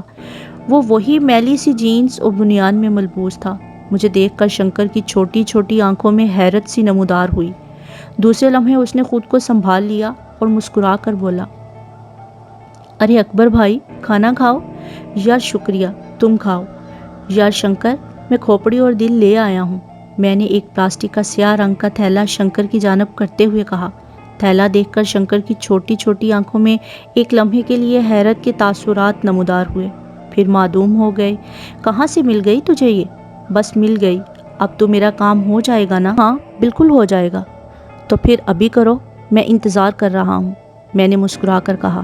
میری بات سن کر ایک لمحے کے لیے شنکر کے چہرے پر بدحواسی ظاہر ہونے لگی تھی۔ دوسرے پل اس نے خود کو سنبھالتے ہوئے کہا، اکبر بھائی، میں نے آپ سے وعدہ کیا ہے، کام ضرور ہوگا۔ کب ہوگا؟ میں انتظار کر رہا ہوں۔ میری بات سن کر وہ پھر گھبرا سا گیا، جس سے ظاہر ہو رہا تھا کہ دال میں کچھ کالا ہے، جیسے اس کو اپنی چوری پکڑی جانے کا خوف ہو۔ چند لمحوں تک وہ سوچتا رہا، پھر اس کے ہونٹوں پر مسکراہٹ دوڑ گئی، جیسے اس کے دماغ میں کسی خاص خیال نے جنم لیا ہو۔ اکبر بھائی، یہ بہت خطرناک کام ہے، اس میں جان کا بہت رسک ہے، عامل کی جان بھی جا سکتی ہے۔ میں آج رات اس کھوپڑی پر عمل کر دوں گا اور کل شام تک تمہارا رقیب موت کی نیند سو جائے گا۔ اس کے دلاسا دینے سے میں وہاں سے چلا آیا۔ مجھے ایک بات پر حیرت تھی کہ شنکر کو پتہ ہی نہیں چلا کہ کھوپڑی نکلی ہے۔ جیسے ہی میں اس کے گھر سے باہر نکلا، اسی پل مجھے ایسے لگا جیسے میرے ساتھ ساتھ کوئی چل رہا ہو۔ یہ احساس بہت زیادہ قوی تھا۔ وہ تم کو پھر بیوقوف بنا رہا ہے۔ ایک سرگوشی میرے کان سے ٹکرائی۔ آواز سنتے ہی میرے دل میں پہلا خیال اسی آصیب کا آیا تھا۔ کون؟ خوف سے میرے مساموں نے پسینہ چھوڑ دیا۔ میں وہی ہوں، تمہارا دوست، جو تم سے مدد چاہتا ہے۔ ہو ہی نہیں سکتا کہ میں تمہاری مدد کروں، اور شنکر مجھ سے دھوکہ نہیں کرے گا۔ میری بات کے جواب میں ہلکی سی ہنسی میرے کانوں سے ٹکرائی، جس میں طنز صاف محسوس کیا جا سکتا تھا۔ دھوکہ تو اس قوم کی بنیادوں میں شامل ہے، ان کی تاریخ اٹھا کر دیکھ لو۔ وہی آواز پھر میرے کانوں سے ٹکرائی۔ سن کر میں خاموش رہا۔ بات تو ٹھیک تھی، ہندو قوم ہمیشہ ہی سے مسلمانوں سے دھوکہ کرتی آئی تھی۔ مسلمانوں نے ان پر حکومت کرنے کے باوجود ان کو پورے حقوق دیے، مگر جب ان کا وقت آیا تو انہوں نے انگریزوں سے مل کر مسلمانوں کو دھوکہ دیا۔ ہندوستان کے مسلمانوں کی حالت سے پوری دنیا ہی واقف ہے۔ یہ اور بات ہے کہ مسلمانوں کا خون بہت سستا ہے، بہتا بھی ہے، کسی کو قدر نہیں۔ میں تمہاری کوئی مدد نہیں کروں گا، تم ایک بھوت ہو اور بھوتوں کا کوئی بھروسہ نہیں، میں نے اس کو جواب دیتے ہوئے کہا۔ میری آواز سن کر ایک بار پھر ہنسی کی آواز آئی۔ چلو انسانوں پر بھروسہ کر لو، اگر وہ دھوکہ نہ دیں تو مگر تم میری مدد کرو گے تو میں تم کو تمہاری منزل دلوانے میں مدد کروں گا۔ میں نے کوئی جواب نہ دیا اور میں تیز تیز قدم بڑھانے لگا تھا۔ اس کے بعد مجھے اس کی دوبارہ آواز سنائی نہ دی۔ دوسرا دن جیسے میرے لیے قیامت کا دن تھا، لیکن یہ قیامت صرف میرے لیے ہی تھی۔ میں شام ہونے کا بے صبری سے انتظار کر رہا تھا تاکہ ذاکر کے گھر سے رونے دھونے کی آوازیں بلند ہوں اور میرے دل کو سکون ملے۔ اس کی موت کے کچھ دنوں بعد میں کوہ نور کے لیے پیغام بھیج سکوں، مگر ایسا کچھ نہ ہوا۔ شام سے تھوڑا پہلے کوہ نور کی والدہ ہمارے گھر میں داخل ہوئیں۔ چہرے سے پھوٹتی ہوئی خوشی اس بات کا اندیا دے رہی تھی کہ ضرور کوئی خاص بات ہے۔ ان کے جانے کے بعد پتہ چلا کہ وہ اپنی نور نظر کی شادی کا کارڈ لائی تھیں۔ بقول ان کے یہ پہلا کارڈ ہمارا ہی تھا اور کوہ نور نے خاص طور پر دعوت دی ہے۔ کارڈ پر لکھا ذاکر کا نام میری شکست کا اعلان کر رہا تھا، لیکن میں نے سوچا ابھی تھوڑی ہی دیر میں ذاکر کی موت کی خبر آئے گی، لیکن ایسا کچھ نہ ہوا۔ رات ہو چکی تھی مگر نہ کوئی بری خبر، نہ ہی ذاکر کے گھر کے سامنے میت کا ٹینٹ۔ البتہ ایک ہفتے کے بعد شادی کا ٹینٹ ضرور لگ جانا تھا۔ میں بھاگا بھاگا شنکر کے گھر پہنچا تو معلوم ہوا شنکر گھر چھوڑ کر فرار ہو چکا ہے۔ اس قبرستان والے آسیب کی بات میرے کانوں میں گونجنے لگی تھی۔ مجید کا چہرہ بھی میری آنکھوں کے سامنے آ رہا تھا۔ وہ جلاد اپنے پیسے کبھی معاف نہیں کرے گا۔ شادی میں صرف ایک ہفتہ بچا تھا۔ میں ہارنا نہیں چاہتا تھا۔ پھر میں نے اس آسیب کی مدد کا فیصلہ کر لیا تھا۔ جیسے ہی میرے دل میں اس کی مدد کا خیال آیا، اسی وقت میرے کانوں میں اس کی سرگوشی سنائی دی۔ میں جانتا تھا جلد یا دیر میری مدد کے سوا تمہارے پاس کوئی اور چارہ نہیں ہوگا۔ میں شنکر کے گھر سے نکل کر اپنے گھر کی طرف جا رہا تھا کہ وہ سرگوشی میرے کانوں میں سنائی دی تھی۔ کون ہو تم اور مجھ سے کس قسم کی مدد چاہتے ہو؟ میں نے دھیرے سے کہا۔ میری بات کے جواب میں چند لمحوں تک خاموشی رہی اور پھر میں نے ایک وجود کو اپنے سامنے ظاہر ہوتے دیکھا۔ یہ وہی تھا، قبرستان والا گورکن۔ اس کے جسم پر اب بھی وہی لباس تھا، سفید رنگ کی ٹی شرٹ اور بلیک رنگ کی ڈینم جینز۔ یہاں کھڑے کھڑے تو اپنے بارے میں کچھ نہیں بتا سکتا، کسی ہوٹل میں بیٹھ کر بات کرتے ہیں۔ میں اس کی بات سن کر چونک گیا اور مسکرا کر بولا، کیسے بھوت ہو تم؟ چائے کے ہوٹل میں جا کر چائے پیو گے؟ میری بات سن کر وہ بھی ہنس پڑا۔ میں تھوڑا سا ماڈرن بھوت ہوں، مانتا ہوں۔ میری موت نے مجھے دنیا کی ضرورتوں سے آزاد کر دیا ہے، لیکن کبھی کبھی دنیا کے اس طرح کے چونچلے کرنے کو دل کرتا ہے۔ اس کی بات سن کر میں بھی ہنس پڑا۔ قدرے توقف کے بعد وہ پھر بولا، جب میں زندہ تھا تو میں اپنی بیوی اور کبھی دوستوں کے ساتھ ہوٹلنگ ضرور کیا کرتا تھا۔ میں نے دیکھا اپنی بیوی کے ذکر پر وہ ایک دم خوش ہوا اور پھر اداس بھی ہو گیا۔ کیا تم اپنی بیوی سے بہت محبت کرتے تھے؟ تمہیں کیسے پتا چلا؟ وہ چونکا۔ تمہارا چہرہ حال دل بیان کر رہا ہے۔ اس کے ذکر پر تم خوش بھی ہوئے تھے اور اداس بھی۔ میں نے سنجیدگی سے جواب دیا، ہاں، میں بہت زیادہ محبت کرتا تھا اس سے۔ یہ کمبخت محبت بڑی ہی بیکار چیز ہے، انسان کی عزت وقار سب مٹی میں ملا دیتی ہے۔ باتیں کرتے ہوئے ہم دونوں ہوٹل پہنچ گئے تھے۔ اس کی بات سن کر میں خاموش ہو گیا تھا۔ بات بالکل درست تھی، سچی محبت انسان کو ذلت اور رسوائی کے سوا کچھ نہیں دیتی۔ ہوٹل میں کرسی پر بیٹھتے ہوئے یکدم میں چونک گیا۔ ایک بات بتاؤ، تم نے تو کہا تھا میں تم کو اس قدر عاجز کر دوں گا، مگر تمہاری طرف سے ایسی کوئی حرکت نہیں ہوئی۔ ہاں، میں نے سوچا تھا تم کو ڈرا کر خوف زدہ کر دوں، مگر تم میری طرح کے ایک عاشق ہو، اور عاشق کسی کام کے نہیں ہوتے، سب نکمے ہوتے ہیں۔ اگر میں تم کو ڈراتا تو تم پہلے ہی کسی کام کے نہیں تھے اور مزید نکارہ ہو جاتے۔ وہ مسکرا کر بولا، ایک اور بات بتاؤ، ہوٹل میں موجود لوگ تم کو دیکھ سکتے ہیں؟ میں نے اپنے دل میں آئے ہوئے اس خدشے کو لفظوں کی شکل دیتے ہوئے پوچھا۔ ہاں، دیکھ سکتے ہیں، ان کو شک بھی نہیں ہوگا میں زندہ نہیں ہوں۔ پہلی بار تو تم کو بھی پتہ نہیں چلا تھا کہ میں زندہ نہیں ہوں، وہ مسکرا کر بولا۔ اس کی بات کے جواب میں میں چپ ہی رہا۔ واقعی سامنے کی بات ہے، اگر وہ خود سے اپنے آپ کو ظاہر نہ کرے کسی کو شک ہی نہیں ہو سکتا۔ ہوٹل والے کو دودھ پتی چینک کا آرڈر کرنے کے بعد میں نے کہا، اب بتاؤ تم کون ہو؟ میری بات سن کر اس کے چہرے پر غم ظاہر ہونے لگا تھا۔ میرا نام نادر شاہ ہے، مجھے قتل کیا گیا تھا۔ اس کی بات سن کر میں اچھل پڑا تھا۔ قتل؟ مگر کس نے؟ میری بیوی اور اس کے آشنا نے۔ اس کے لہجے میں افسردگی تھی۔ مگر کیوں؟ میرے لہجے میں حیرت تھی، اس کے ہونٹوں پر طنزیہ مسکراہٹ دوڑ گئی۔ میں سمجھتا تھا کہ وہ مجھ سے پیار کرتی ہے، مگر وہ میری دولت سے پیار کرتی تھی۔ اپنے سے 2 گنا عمر سے شادی اس نے پیار کے لیے نہیں، دولت کے لیے کی تھی۔ میں سمجھا ہی نہیں۔ ابھی وہ کچھ کہنا ہی چاہتا تھا کہ ہوٹل والا لڑکا چائے کی چینک لے آیا تھا، اس لیے اس نے خاموشی اختیار کر لی تھی۔ چائے کی چینک دیکھ کر وہ مسکرایا، مگر بولا کچھ نہیں۔ اس کے جانے کے بعد نادر شاہ بولا، جب میں کالج میں تھا تو اپنے دوستوں کے ساتھ پٹھان کی چائے پینے آیا کرتا تھا۔ وہ جیسے اپنے ماضی میں کھو سا گیا تھا۔ اچھا، میں بھی مسکرایا۔ دولت کمائی اور بہت کمائی، اس کے بعد پٹھان کی چائے نصیب ہی نہیں ہوئی۔ اس نے چائے کی چسکی لیتے ہوئے کہا، کسی بھوت کو چائے پیتے ہوئے میں پہلی بار دیکھ رہا تھا۔ چائے تو مزیدار ہے۔ تم اپنی بیوی کا ذکر کر رہے تھے۔ میں نے اس کو چائے سے موضوع پر واپس لاتے ہوئے کہا، اوہ ہاں، وہ میری پرسنل سیکرٹری تھی، بہت خوبصورت۔ میں اس کو دیکھتے ہی دیوانہ ہو گیا تھا۔ اس وقت اس کی عمر 21 سال تھی اور میں 48 کا تھا۔ بہت جلد ہی میں اس کی اداؤں کا دیوانہ ہو گیا۔ شادی نہیں ہوئی تھی، پیچھے کوئی رونے والا نہیں تھا، اس لیے میرے شادی کے پیغام کو اس نے رد نہیں کیا تھا۔ شروع کے 2 سال تو بہت اچھے گزرے۔ میرے آفس میں CEO کی حیثیت سے اس نے ذمہ داری سنبھال لی تھی۔ پھر میری بدقسمتی کا آغاز ہوا اور آفس میں ایک نیا لڑکا جاب پر آیا، پرسنل سیکرٹری ٹو CEO۔ وہ بہت زیادہ سمارٹ اور مردانہ وجاہت کا حامل تھا۔ اس نے نہ جانے کیا جادو کیا، وہ سیکرٹری سے اس کا بوائے فرینڈ بن گیا۔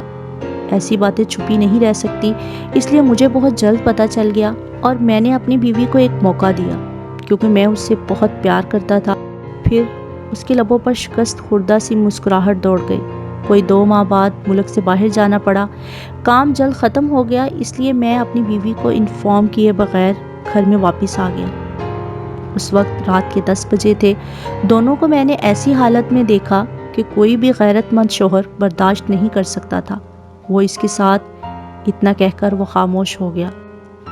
پکڑے جانے پر اس کے آشنا نے مجھ پر حملہ کر دیا اور پھر ان سے میں اپنا بچاؤ نہ کر پایا اور ان دونوں نے مجھے بڑی بے رحمی سے قتل کر دیا۔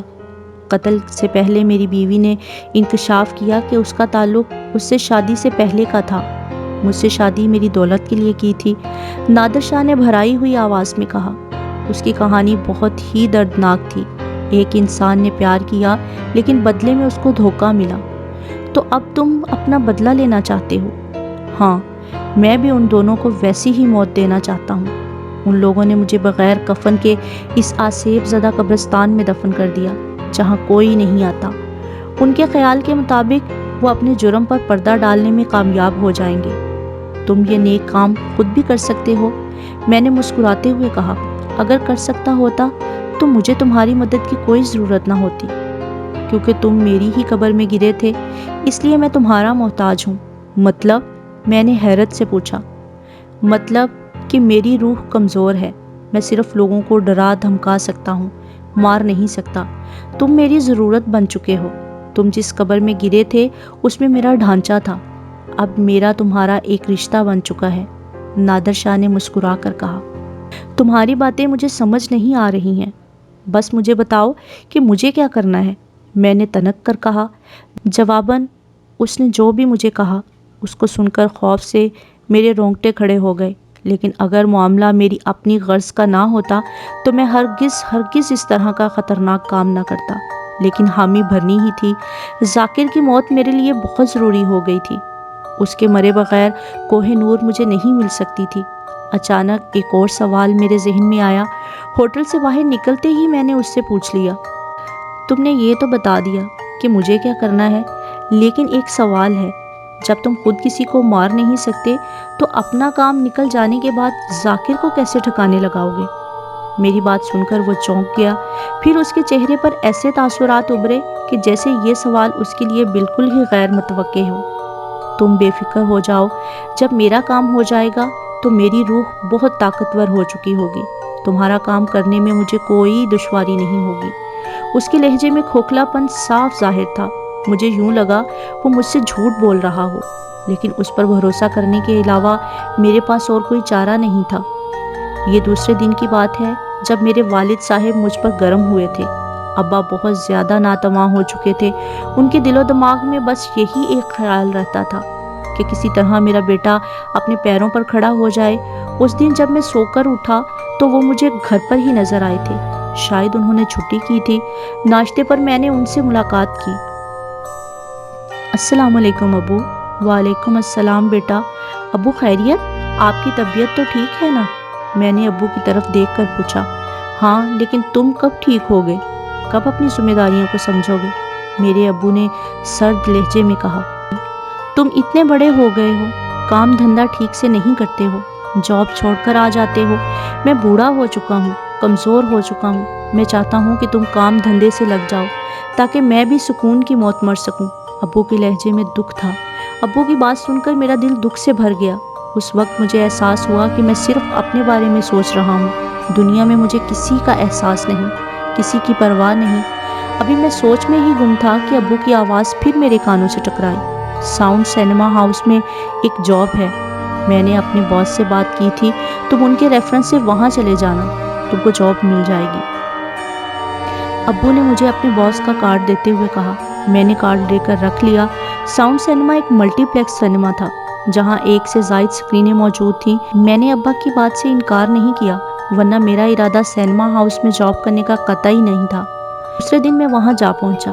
انٹرویو وغیرہ ہو جانے کے بعد مجھے انتظار کرنے کو کہا گیا، چنانچہ میں وقت گزاری کے لیے اس کے کیفیٹیریا میں جا کر بیٹھ گیا، جہاں کافی، آئس کریم وغیرہ ہر شے دستیاب تھی۔ میں نے اپنے لیے چائے منگوائی اور ایک کونے میں بیٹھ گیا۔ اچانک میری نظر کیفے میں داخل ہونے والے ایک شخص پر پڑی۔ اس شخص کے ساتھ ایک نہایت ہی خوبصورت اور حسین لڑکی تھی، جو کہ میرے بالکل سامنے والی میز پر جا کر بیٹھ گئے۔ نہ جانے کیوں اس آدمی کو دیکھ کر مجھے عجیب سی بے چینی ہونے لگی تھی، میرے جسم کے اندر سنسنی سی دوڑنے لگی تھی۔ اس کی کیا وجہ تھی مجھے سمجھ نہیں آ رہا تھا، بس ایک بے قلی کا احساس تھا جو اس آدمی کو دیکھ کر ہوا تھا۔ اس کے ساتھ لڑکی بہت خوبصورت تھی اور بندہ غضب کی مردانہ وجاہت کا مالک تھا۔ اس کو دیکھ کر کوئی بھی لڑکی متاثر ہوئے بغیر نہیں رہ سکتی تھی۔ دونوں کا جوڑا بالکل ہی مثالی تھا۔ مرد نے بلو جینز اور سفید رنگ کی ٹی شرٹ پہن رکھی تھی۔ نہ جانے کیوں پہلی نظر میں کوئی ایک شریف آدمی معلوم نہیں ہوتا تھا۔ اس کی آنکھوں میں بے پناہ شر پھیلا صاف دکھائی دے رہا تھا۔ اس کی عمر 35 سال کے آس پاس معلوم ہوتی تھی اور لڑکی بمشکل 24 سال کی ہوگی۔ وہ دونوں آہستہ آہستہ باتیں کر رہے تھے، ان کے انداز سے رازداری صاف ظاہر ہو رہی تھی۔ لڑکی کے چہرے پر غصہ ظاہر ہونے لگتا تھا اور کبھی خوف، جبکہ بندے کے تاثرات اس کو قائل کرنے والے تھے۔ ایک اور آدمی تھا جو ان دونوں کی طرف دیکھ رہا تھا۔ اس کا انداز ایسا تھا کہ جیسے ٹو لگانے لگا ہو۔ اس آدمی نے ان دونوں کو دیکھا، پھر جیب سے موبائل نکال کر کسی کا نمبر ملانے لگا تھا۔ ہو سکتا ہے یہ میرا اتفاق ہو، وہ آدمی ان کی طرف نہ دیکھ رہا ہو۔ کچھ دیر تک وہ آدمی اسی جگہ بیٹھا رہا، پھر اٹھ کر باہر چلا گیا۔ اچانک مجھے ایسے لگا جیسے کوئی میرے ساتھ ہے۔ اچانک میں نے نادر شاہ کو اپنے سامنے ظاہر ہوتے دیکھا۔ اس کی آنکھوں میں بے حد غصہ دکھائی دے رہا تھا۔ نادر شاہ کو یوں ظاہر ہوتا دیکھ کر میں چونک گیا۔ میرا دل کہہ رہا تھا کہ ضرور کوئی خاص بات ہے، یہ وہی ہے جس نے میری بیوی کو ورغلایا۔ نادر شاہ نے غصے سے کہا، اب مجھے سمجھ آیا کہ میرا دل بے چین کیوں ہو رہا تھا۔ تو یہ تمہارا پہلا شکار ہے؟ میں نے ٹھنڈی سانس لے کر کہا۔ ہاں، جو میں نے تم کو بتایا تھا تم کو وہی کرنا ہوگا۔ اپنے جسم میں داخل ہونے کی اجازت دینا ہوگی، اس کے بعد میں اپنا کام خود پورا کر لوں گا۔ یہ وہ بات تھی جس کو سن کر میں خوف زدہ ہو گیا تھا۔ کیفے میں موجود لوگ مجھے حیرت سے دیکھ رہے تھے کہ میں نہ جانے کس سے باتیں کر رہا ہوں، کیونکہ نادر شاہ کی روح مجھے ہی نظر آ رہی تھی اور کسی کو نہیں، لیکن مجھے اس کی پرواہ نہ تھی۔ وہ تو اس کو بھگانا چاہتا تھا۔ نادر شاہ، آج میں نے انٹرویو دیا ہے، میں اس جاب کو کھونا نہیں چاہتا، پلیز یہاں سے چلے جاؤ، میں نے منت کرتے ہوئے کہا۔ نادر شاہ کے جملے میرے جاگے ہوئے احساس پر کسی حد تک پیٹرول چھڑکنے کا کام کر رہے تھے۔ مجھے خاموش دیکھ کر نادر شاہ پھر بولا، پیار میں ہار جانے سے بہتر ہے کہ بندہ مر جائے۔ اس نے مجھے پھر جاگتے ہوئے کہا، اس بات پر مجھ پر خواہ خواہ اثر ہوا۔ ٹھیک ہے، مگر یہ جاب، اگر میں یہاں سے اٹھ گیا، تم کو اس سے اچھی اور جاب مل سکتی ہے۔ ایک بکنگ کلرک کی کیا تنخواہ ہوتی ہے پتہ ہے؟ وہ لوہے کو گرم دیکھ کر چوٹ مارتے ہوئے بولا۔ ہاں، تم ٹھیک کہہ رہے ہو، بہت خوب، نادر شاہ مسکرایا۔ تو یہ لڑکی تمہاری بیوی ہے؟ میں نے اس لڑکی کی طرف دیکھتے ہوئے کہا۔ نہیں، میں یہی معلوم کرنا چاہتا ہوں کہ یہ کون ہے۔ رکو، میں ان کی باتیں سن کر آتا ہوں۔ اتنا کہہ کر میں نے نادر شاہ کو غائب ہوتے ہوئے دیکھا۔ دوسرے پل میں نے نادر شاہ کو اس دوسری میز پر ظاہر ہوتے ہوئے دیکھا تو جہاں وہ دونوں موجود تھے، نادر شاہ بالکل ان کے برابر بیٹھ گیا۔ ظاہر ہے وہ دونوں اس کو دیکھ تو نہیں سکتے تھے۔ نادر شاہ ان دونوں کی باتیں سن رہا تھا۔ ایک لمحے کے لیے اس کے چہرے پر غصہ نظر آیا، پھر اس کا چہرہ پرسکون ہو گیا۔ ابھی میں انہی کو دیکھ رہا تھا کہ میرا موبائل فون بجنے لگا۔ میں نے فوراً فون اٹھا لیا تھا۔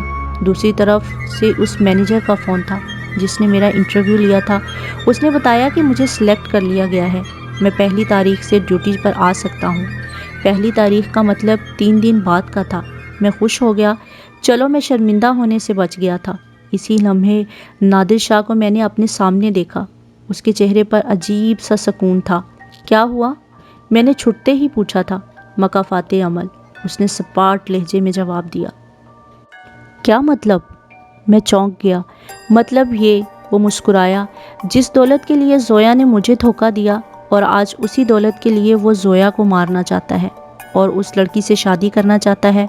اوہ، لیکن میں ایسا نہیں ہونے دوں گا۔ اس کی آنکھوں میں غصہ بھر آیا تھا۔ یہ یہاں کیا کر رہے تھے؟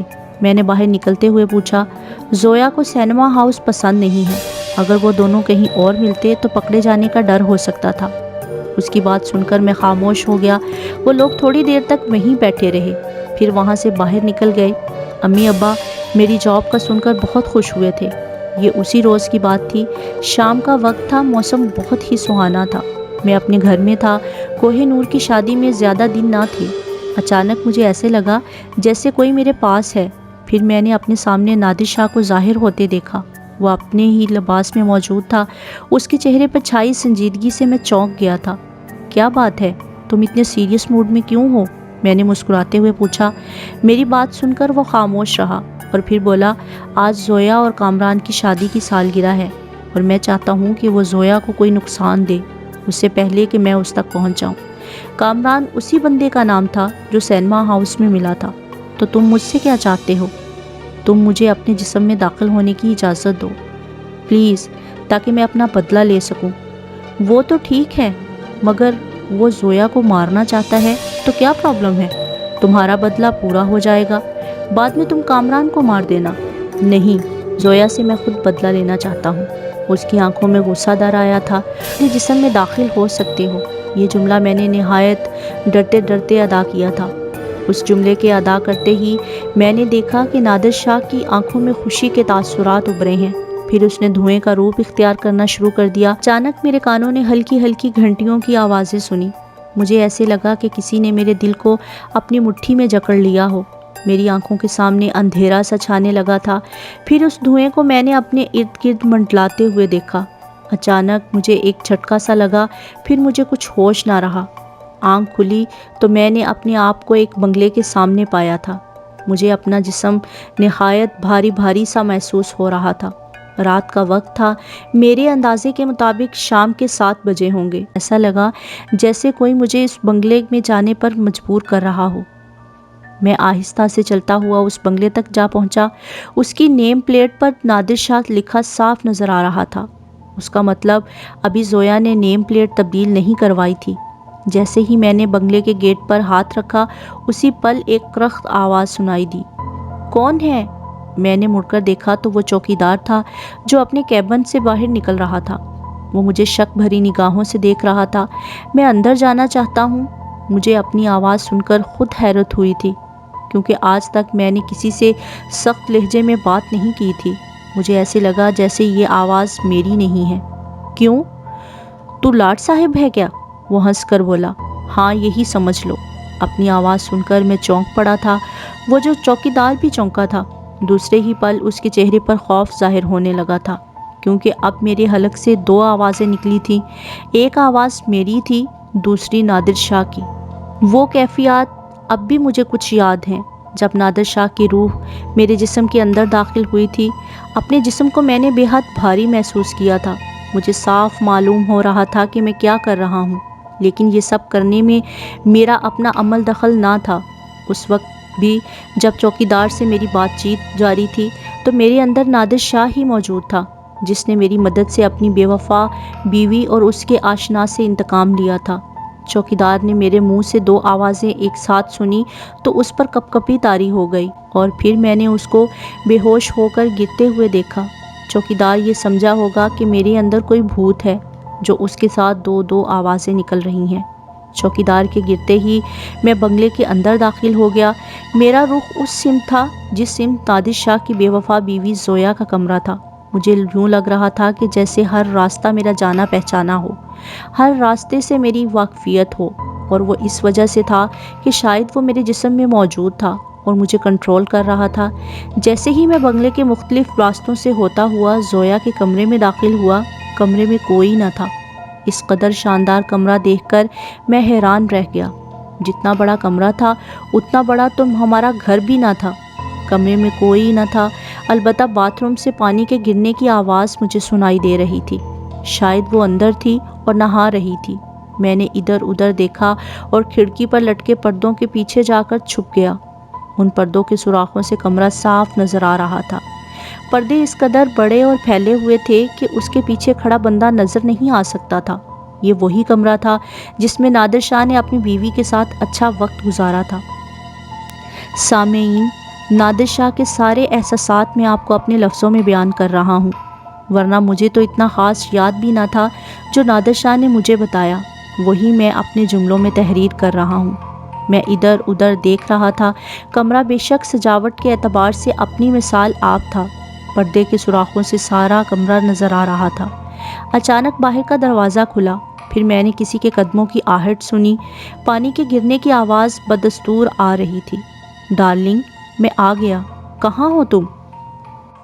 آواز کسی مرد کی تھی جس کی صورت میں ابھی تک نہیں دیکھ پایا تھا۔ میں نہا رہی ہوں، بس 5 منٹ۔ یہ زویا کی آواز تھی۔ وہ نووارد جیسے ہی آگے آیا، سوراخ سے میں نے دیکھا کہ یہ وہی انسان تھا جس کو میں نے کیفیٹیریا میں دیکھا تھا۔ اس کا نام کامران تھا۔ یہ وہی کامران تھا جس کے ہاتھ نادر شاہ کے خون سے رنگے تھے۔ اس کے ہاتھ میں ایک پیکٹ تھا۔ اچانک واش روم کا دروازہ کھلا۔ زویا تولیہ میں ملبوس باہر نکلی۔ زویا کو دیکھ کر ایک لمحے کے لیے میں مبہوت ہو کر رہ گیا۔ زویا نہایت ہی خوبصورت عورت تھی۔ اس کا حسن ملکوتی تھا۔ بہت خوبصورت لگ رہی ہو، کامران نے مسکرا کر کہا۔ جھوٹی تعریفیں کرنے کا کوئی فائدہ نہیں، میں سب سمجھتی ہوں، زویا نے سرد لہجے میں کہا۔ آواز نہایت خوبصورت تھی۔ کیا مطلب؟ میں سمجھا نہیں۔ وہ چونک گیا۔ تم اس چوہیا کے چکر میں ہو، میں سب جانتی ہوں، اور اب تم مجھ سے جان چھڑانے کے چکر میں ہو، زویا چلا کر بولی تھی۔ یہ سب سننا تھا کہ میں نے دیکھا کامران کا چہرہ سفید پڑ گیا تھا۔ جھوٹ ہے یہ سب، میں تم سے پیار کرتا ہوں۔ پیار؟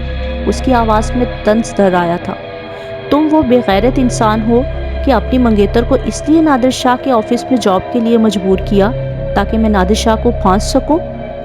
تو اکیلے وہ دولت مجھے تو نہیں ملی، نادر شاہ کے قتل میں تم بھی ملوث تھی۔ ہاں، ٹھیک کہہ رہے ہو، یہ سب میں نے تمہارے لیے کیا تاکہ ہم ایک ہو سکیں، اور اب تم مجھے چھوڑ کر آفس کی اس نئی لڑکی سے شادی کرنا چاہتے ہو۔ یہ جھوٹ ہے، میرے لیے کل بھی تم تھی اور آج بھی تم ہو۔ کامران نے آگے بڑھ کر اس کو باہوں میں لینے کی کوشش کی۔ میں اب تک خاموش تماشائی بنا یہ سب دیکھ رہا تھا۔ میں نے پردے کے پیچھے سے باہر نکلنے کی کوشش نہیں کی تھی۔ زویا اس کی باہوں سے خود کو چھڑاتے ہوئے بولی، کیا یہ درست نہیں کہ تم آج سینما ہاؤس میں اس لڑکی کے ساتھ تھے اور مجھ سے جان چھڑانے کی باتیں کر رہے تھے؟ زویا چلا کر بولی۔ میں نے دیکھا کہ اسی پل کامران یکدم جیسے سٹپٹا سا گیا۔ تو تم میری جاسوسی کرتی ہو؟ کامران نے دھیرے سے کہا۔ ہاں۔ چند لمحے تک سوچنے کے بعد کامران دھیرے سے بولا، مجھے تم سے یہی امید تھی زویا۔ میں نے تمہارے لیے کیا نہیں کیا؟ تمہارے شوہر کو مارا، لیکن تم نے مجھے اپنا غلام بنا کر رکھا، پیسے کو محتاج کر دیا۔ ہر ضرورت کے لیے تمہارے سامنے ہاتھ پھیلانا پڑتا ہے، اس لیے میں نے سوچا کہ تم سے جان چھڑا لوں۔ تمہاری موت کے بعد تمہاری ساری دولت میری ہوگی، کیونکہ میں تمہارا شوہر ہوں۔ کامران کے لہجے میں سفاکی در آئی تھی۔ دوسرے ہی لمحے اس نے وہ حرکت کی جس سے مجھے پردے سے باہر آنا ہی پڑا۔ اس نے زویا کو ایک تھپڑ مارا جس سے وہ ہڑبڑا کر فرش پر گر پڑی۔ اس کے ہونٹوں سے خون جاری ہو گیا۔ مجھے باہر آتا دیکھ کر کامران کے چہرے پر حیرت در آئی۔ دوسرے ہی لمحے وہ غصہ سے بولا، کون ہو تم؟ موت کا کوئی نام نہیں ہوتا کامران۔ میرے منہ سے دو آوازیں سن کر کامران کے چہرے پر خوف نظر آنے لگا۔ یہی حال زویا کا بھی تھا۔ اسی پل میں نے اپنے وجود سے ایک سیاہ دھوئیں کو باہر آتے دیکھا۔ وہ سیاہ دھواں سمٹ کر انسانی روپ اختیار کر رہا تھا۔ وہ کوئی اور نہیں تھا، نادر شاہ تھا۔ نادر شاہ کو دیکھ کر دونوں کی آنکھوں میں دہشت نظر آنے لگی تھی۔ تم؟ دونوں نے یک زبان ہو کر کہا۔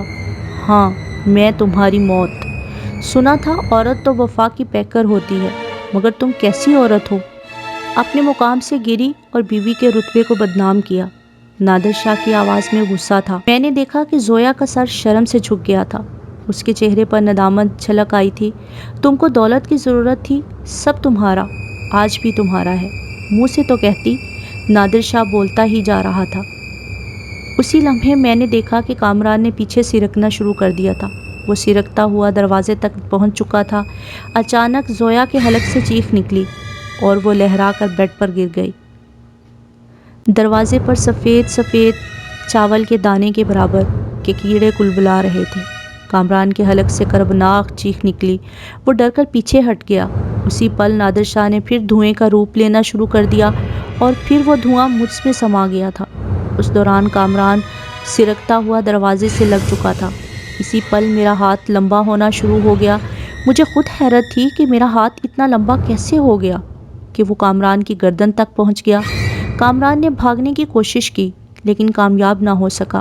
ہاتھ کی گرفت سخت سے سخت ہوتی جا رہی تھی۔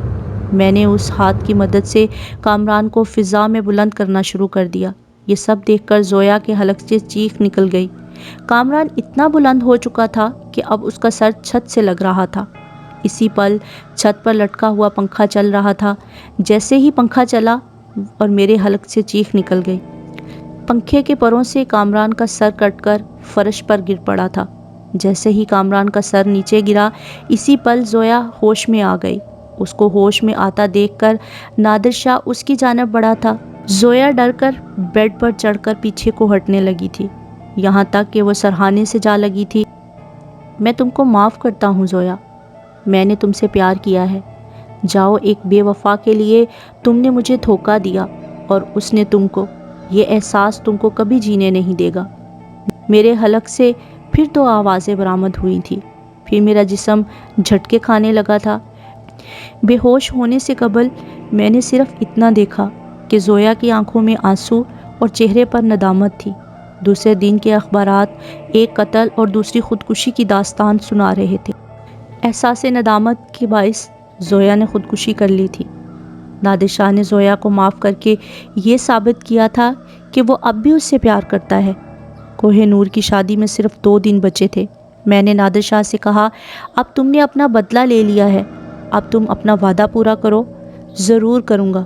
تم اس عاشق کو مروانا چاہتے ہو؟ نادر شاہ نے مسکرا کر پوچھا۔ ہاں، اس کی موت ہی میری محبت کی زندگی ہے۔ کیا اس کے مر جانے کے بعد وہ تم سے پیار کرے گی؟ اور اگر زندگی میں کبھی اس کو پتہ چل گیا کہ ذاکر کی موت کے ذمہ دار تم ہو، پھر کیا ہوگا؟ نادر کی بات سن کر میں گنگ رہ گیا۔ مجھ سے کوئی جواب نہ بنا۔ نادر بولا، وہ تم سے نفرت کرے گی، بے پناہ نفرت۔ اتنا کہہ کر وہ رکا اور پھر دوبارہ گویا ہوا۔ دوست، جو مزہ بنانے میں ہے وہ بگاڑنے میں نہیں۔ اس لڑکی کو بھول جاؤ اور اس کو خوش رہنے دو۔ نادر شاہ کی باتیں واقعی میری سمجھ میں آنے والی تھی۔ میں نے ہار مان لی تھی۔ اس واقعے کو 2 سال ہو چکے ہیں۔ نادر شاہ کی روح کو سکون مل چکا ہے۔ نوشابہ کے 2 بچے ہیں۔ میں نے اب تک شادی نہیں کی کیونکہ میں اب بھی اسے بہت پیار کرتا ہوں اور شاید کرتا رہوں گا۔ مجید کا قرض میں نے ادا کر دیا ہے۔ شنکر کا کہیں پتہ نہیں چلا۔ سینما ہاؤس کی نوکری میں کافی فائدہ ہوا اور آج میں ادھر ہی جاب کرتا ہوں۔